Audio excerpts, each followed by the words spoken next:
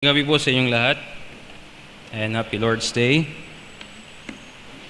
So ako po ay nahilingan po ni Pastor June na magbahagi po ng salita ng Diyos ngayong gabi sa ating pong Gospel Hour. At hiniling ko po ang inyo pong panalangin habang ako po ay nagsasalita po at ginagamit po ng Panginoon sa mga oras po na ito. At isa po sa medyo kinagulat ko po na hiling po ni Pastor June sa akin na topic na kailangan pong ituro po. It's about family.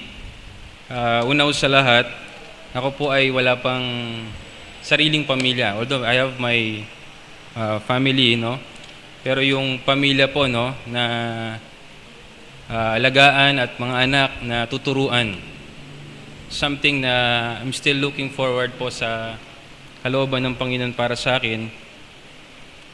So, napaisip ako, sabi ko, parang yung una kong sagot kay Pastor, parang hindi ako nakasagot sa kanya ng hindi, pero sabi ko si Pastor, siguro po, let the Lord work kung ano pong topic, Dahil based sa experience po, I don't have experience at all for being a parent or being an husband, pero ang ating pong basihan ay hindi po eksperyensya. Ayun po yung ipinakita sa akin ng Panginoon. Ang basihan po ng ating pong marriage life or family must be the Word of God.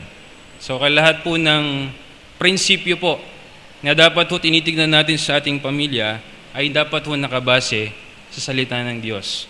Take for example the Apostle Paul, who was a single person. Pero yung pong kanya pong pangaral patungkol sa pamilya po ay napakarami po. Yung po ay kanya pong naisulat at kanya pong naituro sa pamamagitan po ng biyaya ng Panginoon. So ngayon po, titingnan ho natin hindi ho yung experience siya, or yung experience as a husband, na hindi po ako, wala po ako sa ganung aspeto po, at wala ako sa ganung position pa, I'm still looking forward sa kalooban ng Panginoon para sa akin pong family life in the future. Ay tingnan po natin at tunghayan natin yung sinasabi ng salita ng Diyos sa Bible. Let's all stand please as we read Genesis chapter 2, verses 18 to 25. Genesis chapter 2, beginning in verse number 18 up to verse number 25. At basahin po natin ng salit-salitan ang talatang ito. Genesis chapter 2, verses 18 to verse number 25. I'll start po sa verse number 18. And the Lord God said, "It is not good that man should be alone. I will make him an helpmeet for him."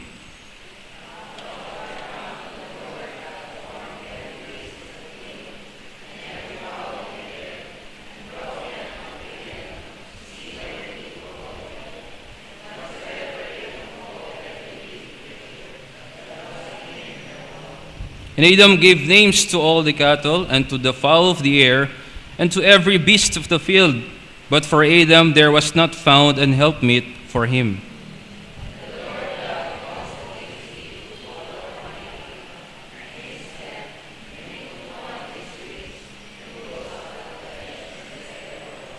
And the rib which the Lord God had taken from man made he a woman, and brought her unto the man.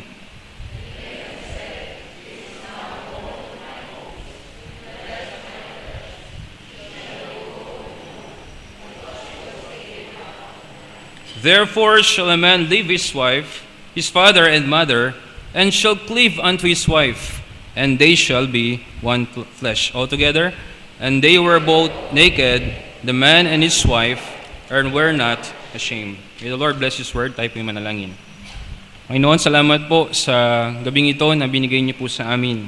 Salamat po sa pagkakataon na kami po ay muling tumunghay po ng katotohanan at prinsipyo po sa inyong salita. At dalangin po, Panginoon, sa inyo ang inyong pong pangunguna sa pag-aaral na ito, Panginoon, na hindi po maging basihan po ang eksperyensya po namin o ang aming pong kaalaman, kundi Panginoon ang katotohanan po at prinsipyo na inyo pong tinuturo sa inyong salita patungkol sa aming pong pamilya. At kung paano po kami, Panginoon, magiging pamilya, Panginoon, that you want us to be. Salamat po sa pagkakataong ito at pagpalain niyo po ang pangangaral po ng inyong pong salita. Ito po ang dalangin po namin sa matamis sa Panginoon ni Kristo Jesus. Amen. Tayo po yung magsiyo po.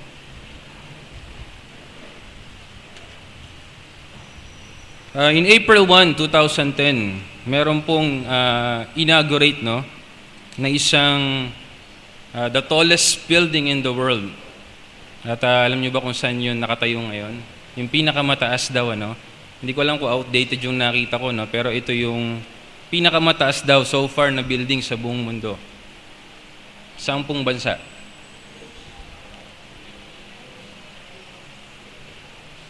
O baka magkakaiba tayo ng reference, pero tinignan ko po sa Guinness World. Ang pinakamataas na building na ngayon may record po. That is Burj Khalifa, or they call it Khalifa Tower in Dubai. Yan. So ang pinakamalaki daw po, ang kanya pong size ay 3,716 feet or equivalent to 828 meters. Ito pong building na to po ay tinayo ng 5 taon. Yan. Pakatagal po, At ang nagastos daw po sa building na to ay $1.5 billion. Ay, medyo malaking halaga po ng pera. Although ang Dubai naman po ay mayaman na bansa, Ang bigat po nung building na yon ay 500,000 tons. Sa mga civil engineering, alam ko mas makaka-relate po kayo dito sa mga architects, Alam nyo yung mga ganitong mga weight. Pero mabigat po ito. Yung 500,000 tons. Yung kable po na nakakabit po sa building, 68,000 tons. Yung pong konkreto ay 330,000 cubic meter. So malaki, mataas at mabigat. Yung pong number po ng kanya pong mga bintana ay 24,000. Yung elevator po ay 57 elevators. Yung capacity ng elevator ay 10 to 12 people. Yung bilis po ng elevator, hindi ko alam kung paano yun na inahati-hati po doon sa floors, Pero sabi po dito, ito po ay merong alam po ako lang po yung aking kodigo. Ito po ay merong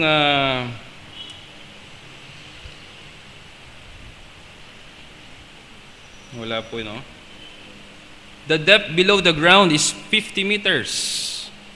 O, sa mga civil engineers, alam niyo po kung gaano kalalim yon. Ibig sabihin, kung gaano kalalim yon, ganun kataas yung building na itatayo. Probably kasi doon po nakabase sa, tama po ba, Brother Perry? Mahalaga po ang mas mataas, okay? Mas malalim ang, tama po, mas malalim ang pundasyon. Kasi yung kanyang carry po, Ang elevator speed po is 10 meter per second. At yung mga tao po na nagtrabaho para dun sa building po na yun ay 12,000 employees. That's how big and how tall that building is.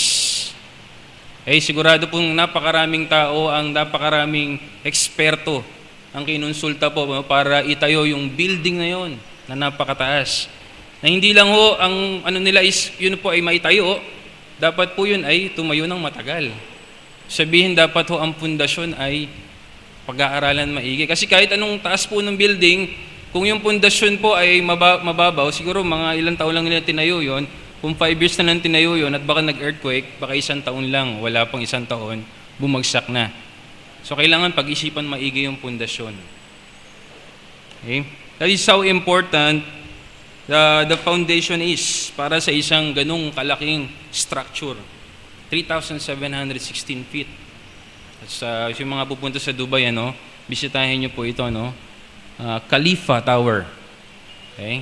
Kung kayo po ay magkaroon ng chance sa umakyat sa pinakatuktok, ay gawin nyo po, Siguro experience po iyon. So ano po ang aking pong napili po na sa akin pong pag-aaral at pagbabasa po, na outline, no, ng aking pong nais po na i-share at bahagi po sa inyo sa gabing pong ito.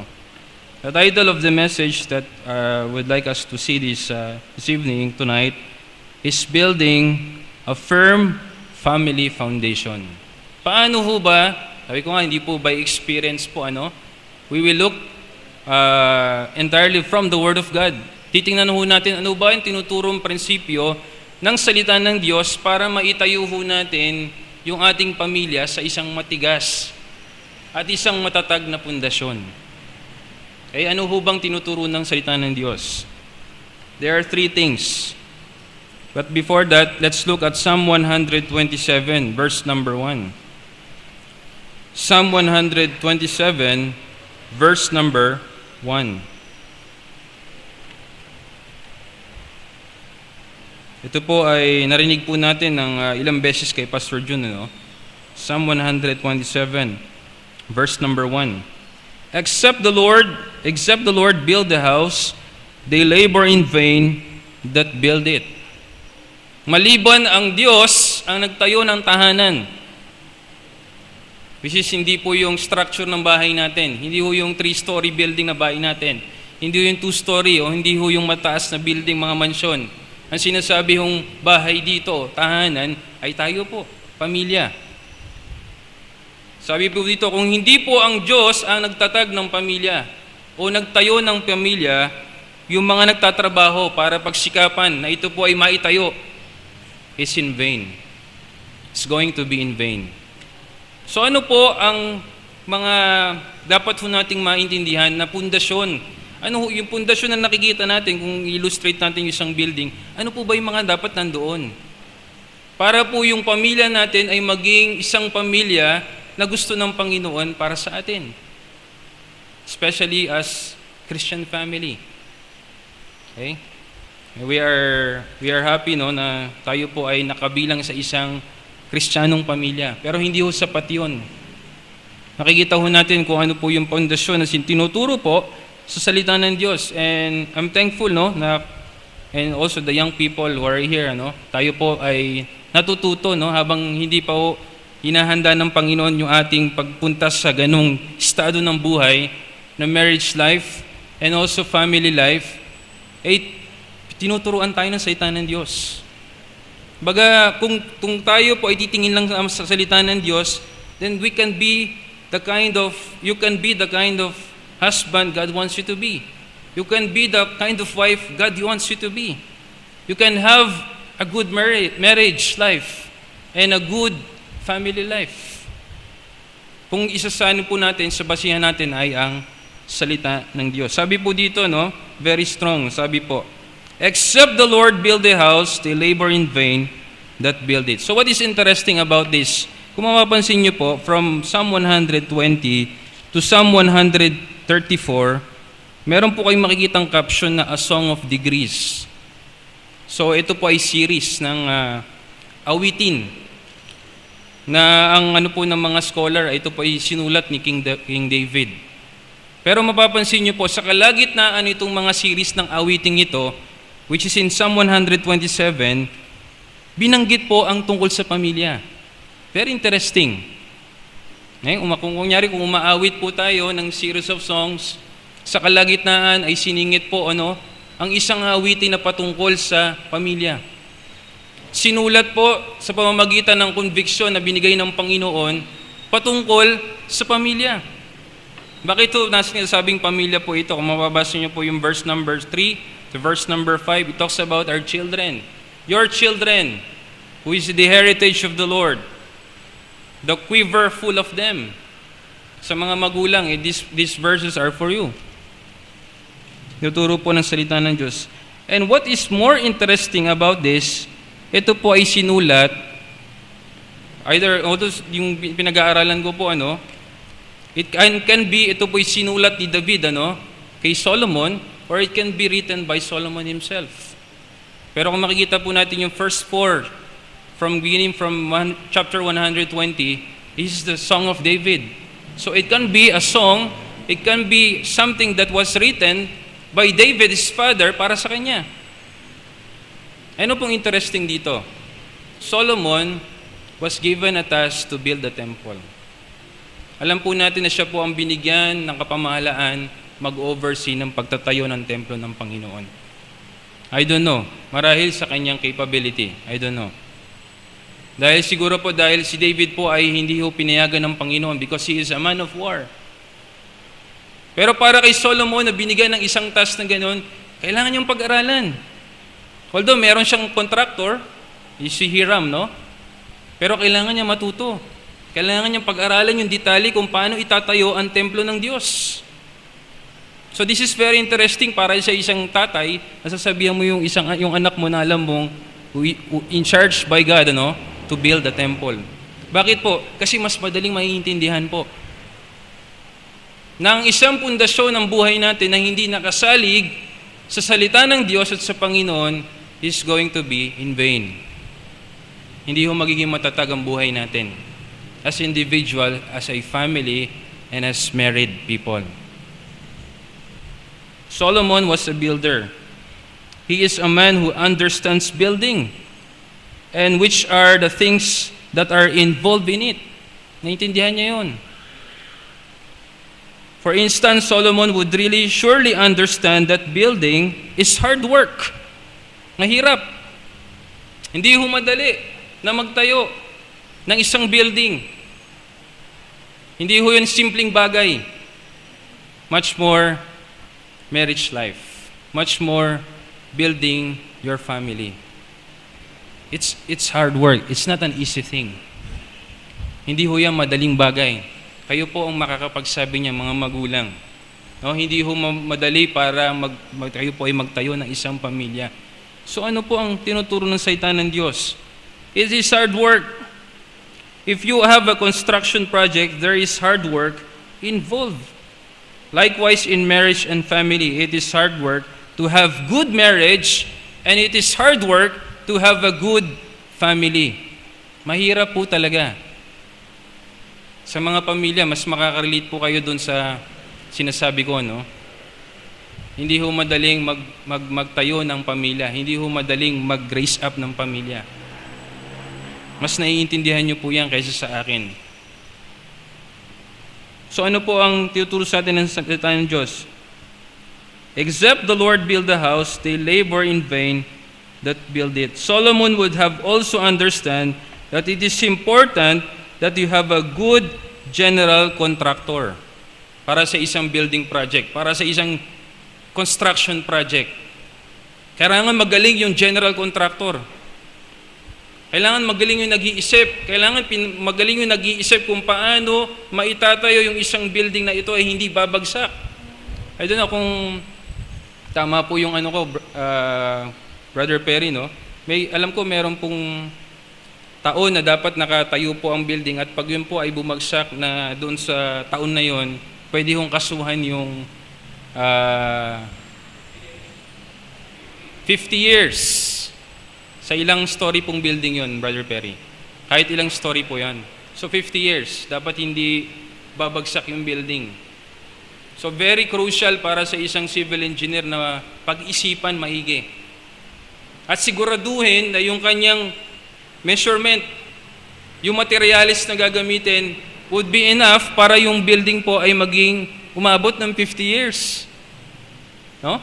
Baka patay na siya, saka bumagsak yung building. At least alam niya, yun ang tama. Okay lang sana yun. Kaya lang kung buhay pa siya at bumagsak yung building, pwede ho ba siyang kasuhan po? Tama po? Pwede po. Pwede siyang habulin. So very crucial. So si Solomon, habang binigyan po siya ng task ng Panginoon to build the temple, isa ho yun sa kanyang iniisip. Dapat maganda yung pundasyon ng temple. Okay? Para hindi ito agad bumagsak. Naintindihan niya yung kahalagahan ng magandang pundasyon. Now, we'll go to spiritual. No? Likewise in marriage. We can't build a marriage and you can't build a family unless you take God as the general contractor. Mahirap po, no? Mahirap pong pagsikapan natin maging mabuting asawa, pagsikapan niyo pong maging mabuting magulang, pagsikapan ng mga anak na maging mabuting mga anak. Kung hindi po pinapatakbo ng Panginoon at hindi ho natin tinitake ang Panginoon as our general contractor. God is involved in 3 different projects in our life. He is involved in building a home for our future. Okay, 3 building projects ng Panginoon. Our home in the future, which is heaven. I'll go to prepare a place for you. I go to prepare a place for you, Jesus says. He is involved in building a place for our faith, which is the church. And God is also interested in building a home for our family. The home that He wants us to have.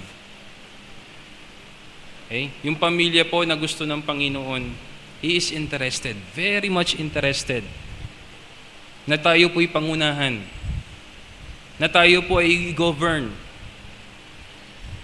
para po yung ating tahanan po ay maging tahanan na matatag. Okay? Tahanan which is built upon a firm foundation. So let's take a fresh look on Genesis chapter 2 verse 18 to 25. Yung binasa po natin. Which is the first family, consider as the first family in Adam and Eve, At dito po natin i-derive yung prinsipyo na nais po ng Diyos na ating pong maintindihan, How to build a firm family foundation. Genesis chapter 2 verse number 18. And the Lord God said, "It is not good that the man should be alone. I will make him an helpmeet for him." So what is the key phrase? I will make him. So ano po yung unang pundasyon? Ano po yung unang pundasyon para tayo po ay magkaroon ng isang matatag na pamilya? At pamilya na nais ng Diyos na magkaroon po tayo. Number 1, our family must be God-oriented. It must be God-oriented. So ibig sabihin, doon po sa mga nagpaplano magkaroon ng pamilya, malinaw po, na dapat po parang ang ating pamilya ay magkaroon po ng isang matatag na pundasyon. Dapat po ito ay nakabase sa Panginoon, sa sinasabi ng Panginoon. Yung design ng Panginoon for marriage. Yung design ng Panginoon para sa family. It must be, number 1, God-oriented. So what is the key phrase? I will. Genesis chapter 2, verse number 18. I will. Marriage is a divine institution. Hindi ito ginawa ng tao. Hindi ito katang-isip ng tao. Meron pong specific instruction ng Panginoon para sa marriage. Para doon sa mga tao na nagbabalak po na mag-asawa at nandun sa pag-aasawa na po. Malinaw po ang instruction ng Panginoon. It is a divine institution. Hindi ho tayo ang gumawa nito. Ang Diyos po ang nag-design ng marriage. At kung susundin ho natin yon, then our family is going to be built upon that firm foundation. Kung susundin ho natin yung design ng Panginoon para sa isang pamilya at sa marriage. The first family was formed by God. It was founded by His power and sanctioned by His authority. Marriage or family is a divine institution. It is built by God. It is founded by God. Kaya hindi ho tayo mag-iisip mag-asawa dahil gusto lang natin. Sa mga mag-aasawa, ito po ay nakasalig doon sa sinasabi at disenyo ng Panginoon para sa marriage. Which, mamaya titingnan po natin yun, Para sa isang pamilya na maging pamilya na matatag, it must be a God-centered family. We must understand God's important role in our family. Saan ho ba nakabase yung ating standards? Saan ho ba nakabase yung ating desisyon sa pamilya? Yung iba sa atin, according dito po sa binigay na notes, nung preacher po na ito. Some of us, we base our standards, we base kung ano po yung patakaran sa ating tahanan base sa kultura, base sa tradisyon, or yung tinatawag po nating nakagawian na. Ayan. Yan kasi yung ginagawa dati. Wala naman ho masama doon kung yun po ay mabuting, no, itinuturo. Sometimes our basis is on the culture we have with our previous family. There is some basis by which you build your family, by which you make decisions for your family, by which you determine the valued system of your family. At isa na nga po doon yung kultura, yung tradisyon. Some people, when they establish a family, draw from the values and standards of their previous family, or sometimes they just acquire. No? You just acquire it, no? Or kinuha nila yung nakagawian na yon. Ito yung gagawin ko kasi ito yung ginawa ng aking mga magulang. Okay lang naman din po yun. Pero yung po ba ang pinakamahalagang basihan ng ating pagtatayo ng pamilya o ng ating pong pamilya?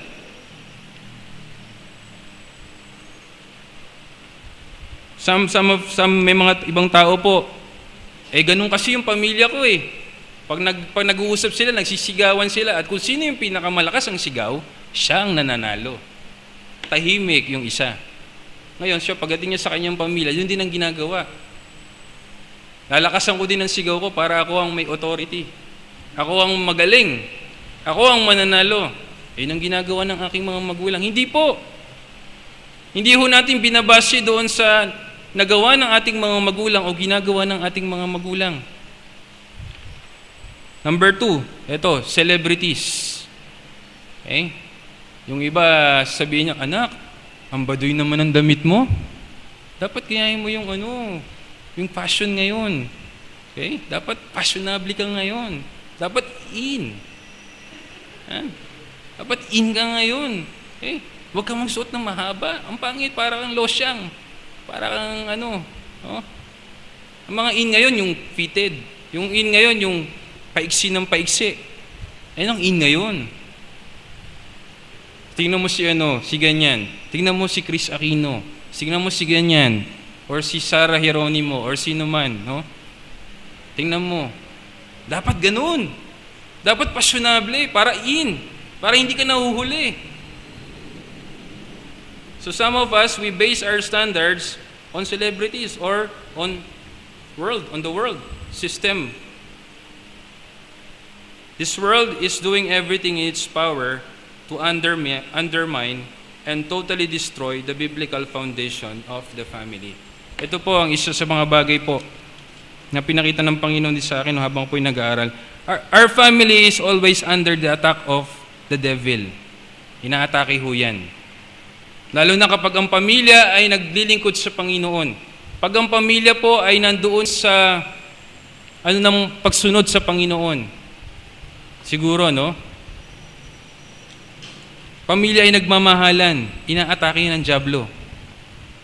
Gusto niya sirain yan. Ayaw niya na nakikita na close yung family. Ayaw niya na nakita nagkakasundo yung pamilya. Ayaw niya nakikita na nag-uusap pag may problema ang pamilya. Ayaw niya nun. Ayaw po ng dyablo yun. Gusto niya nakikita yung nagsisigawan yung mag-asawa. Gusto niya nag-aaway yung magkakapatid. Ang gusto makita ng dyablo, nagbe-break up yung pamilya, naghihiwalay. Yan ang gusto ng dyablo. Ayaw niya pong makita yung tayo po ay nagkakaisa para sa Panginoon. Marriage is a divine institution. Verse number 18, sabi po dito, and the Lord God said. So saan po dapat nakabase, no? Yung ating pamamalakad sa pamilya based on what God says in this book. Hindi ho sa libro ni so and so. Yung author, ang ganda na basa kong libro, no? Ang galing nung author na yun. Ang daming tinuro about the family. Pero yung prinsipyo, nakabase sa mga practical. Hindi ho nakabase sa salita ng Diyos. This book is full of principles and precepts and clear instruction for our family. Basahin lang po natin. Pag-aralan lang po natin. And by the grace of God, magawa po sana natin. Hindi po ako nagsasalita dahil ako po ay eksperto sa salita ng Diyos. Nasasayang po natin yung kahalagahan at yung gamit po ng salita ng Diyos para sa ating pong pamilya. God is the one talking here. He is the one who establishes the institution of marriage. You can learn a great deal from books. Yung isa mahilig magbabasa ng libro, no? How to have a successful marriage life. How to win your children. Siyempre tayo, bili tayo ng bili, basa tayo ng basa. You can learn from marriage counselors. Importante rin po yun. Nagsisik po ng counsel from good counselors. Where there is safety, on the multitudes of counselors, there is safety. So, yun po ang sinabi ng salita ng Diyos. You can certainly go to seminars. Yan, marami tayong natin ng seminars, marami tayong tututunan. Wow, ganun pala yun. Tama yun. And there is research out there that can be helpful to you. If there is truth there, that truth can be incorporated and can be used creatively and effectively. Wala hong masama doon. That can be used creatively and effectively for your family. But the ultimate authority of what marriage is supposed to be and what family is supposed to be is what God says in the Bible it is supposed to be. Yun po yung sinasabi ng salita ng Diyos. Ano po yung sinasabi ng salita ng Diyos? Hindi ho kung yung anong sinabi ng libro, anong sinabi ng seminar, no? Kung ano po ang sinasabi ng salita ng Diyos. God has given us this book which with principles and precepts for us to have a fantastic family. Do you want to have a fantastic family? Hindi man fantastic para sa ibang tao, pero paharapan ng Panginoon, you have a fantastic family because you are following the Lord based on these principles. Hindi ho sa ating kutob, hindi ho sa sinasabi ng ibang tao, which are kung tama naman po, no? Yung po ay mga advice, pero dapat po nakasalig dito, no? Sa salita ng Diyos, yung mga prinsipyo na ating pong ginagawa, no? At ina-apply para sa ating mga pamilya. Do you want to have a fantastic family? Then your marriage and your family must be what? Number 1, God-oriented. God must be the one governing and ruling your family. Isip ko, ang dami, ano bang gagawin ko? Hindi ko na maayos yung mga anak ko. Hindi ko na maayos yung ganito. Paano ko ba ayusin yung pamilya ko? Paano ko ba ayusin yung relationship namin mag-asawa?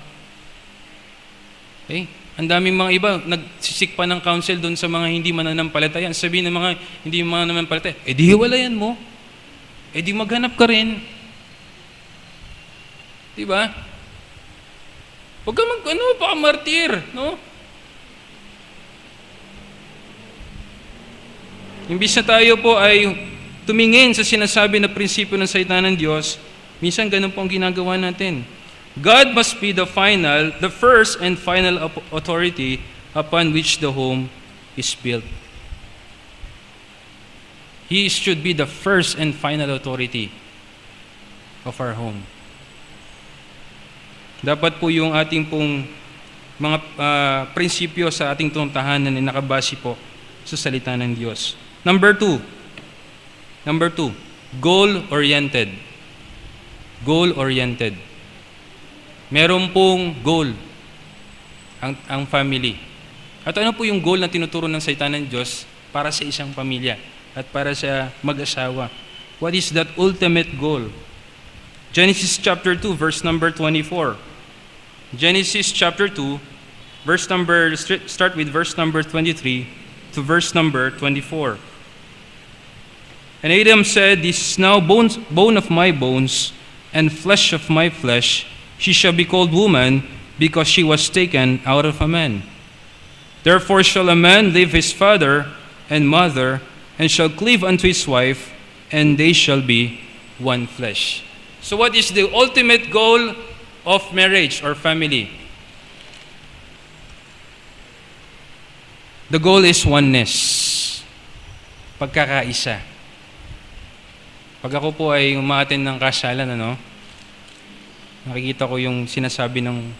Kasi isipin mo, dalawang magkaibang tao, na maaaring magkaiba ng perspective, ng pananaw sa buhay. Magkakaiba ng idealism. Magkakaiba ng mga ideas. Okay? Pero pinagkakaisa ng Panginoon sa kasal, sa marriage.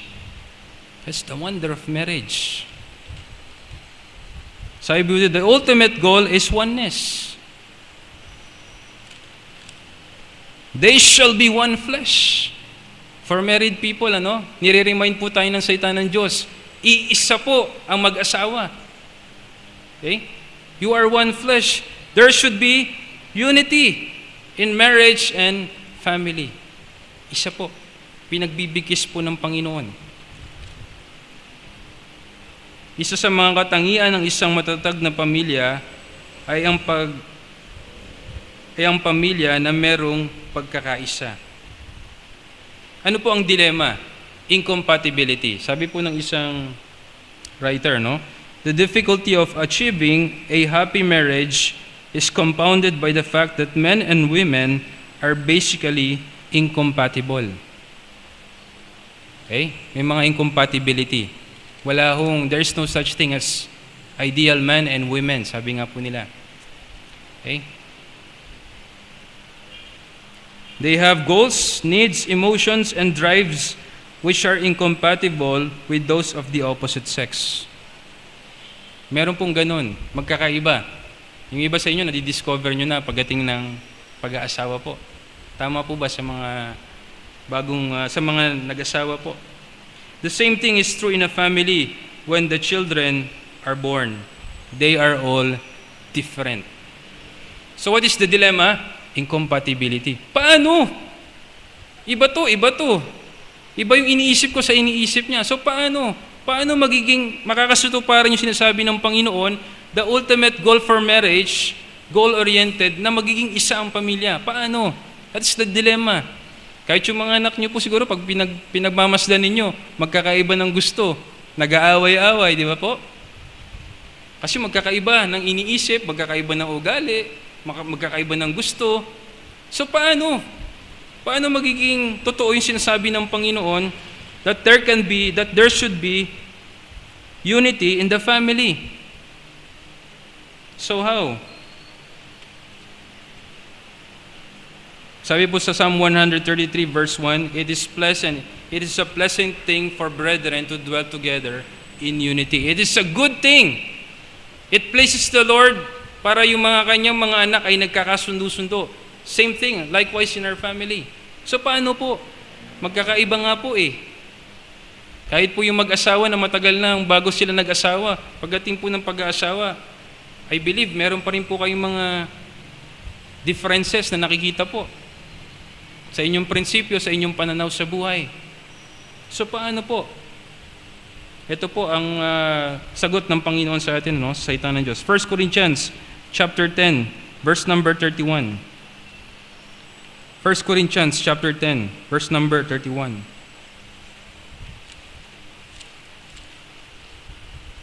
The Bible says, whether therefore ye eat or drink, or whatsoever ye do all to the glory of God. Galatians chapter 1, verse number 10. Galatians chapter 1, verse number 10. For do I now persuade men or God, or do I seek to please men?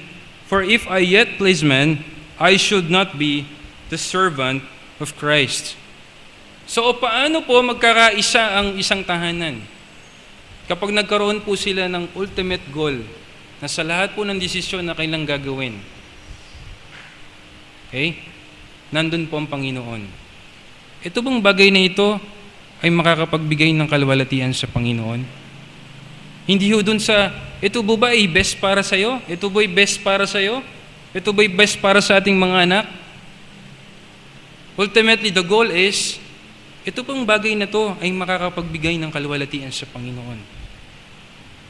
So dapat yung mga pamilya, if each member of the family po ay magkakaroon po ng ganoong layunin at goals sa buhay, in the family, each member, the son, daughter, husband and wife, parents to their children, and children to their parents, ultimate goal is to glorify the Lord, to please the Lord in all things.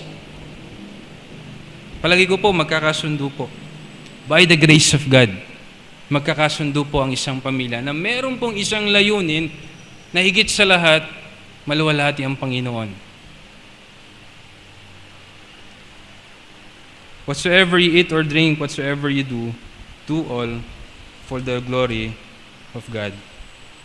The ultimate goal is to please God. A family will be stronger if the ultimate goal of each member of the family is to please God. Pangatlo po, ito po yung pinakahuli, Number 1 is God-oriented. Number 2 po, goal-oriented. And number 3, hindi ho natin magagawa yung pagiging God-oriented. Hindi ho natin magagawa yung goal-oriented if our family is not grace-oriented. Okay? Ibig sabihin po, hindi ho natin inaalis sa pamilya ho natin yung katotohanan ng ang bawat isa po sa atin ay makasalanan sa harapan ng Panginoon. We are all saved by the grace of God. Wala hong perpektong tao. Wala hong taong hindi nagkakamali. Wala hong taong mature.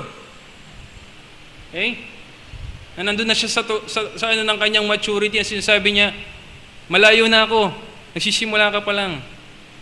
Wala po. Our family must be grace-oriented. In Genesis chapter 3, we have seen the sad record of the first family and the entrance of sin into their family and into the human race. Man became a sinner. Makasalanan po ang bawat isa. Nagkakamali, nagkakasala. Magagawa lang ho natin yung kayo po'y maging mabuting asawa sa inyo pong asawa, mabuting anak sa inyo pong mga magulang, mabuting mga magulang sa inyong anak, all by the grace of God. All by the grace of God. Mahirap po, tama naman po. Kayo po, mas maiintindihan nyo po yung mga magulang. Mahirap po, nakikita ko rin naman po yun. Lalo na po sa society po na meron tayo ngayon. Where every information and everything is downloadable from the internet. Media. Okay? Sa mga magulang, alam ko, nahihirapan po kayo sa pagpapalaki ng mga anak niyo po ngayon.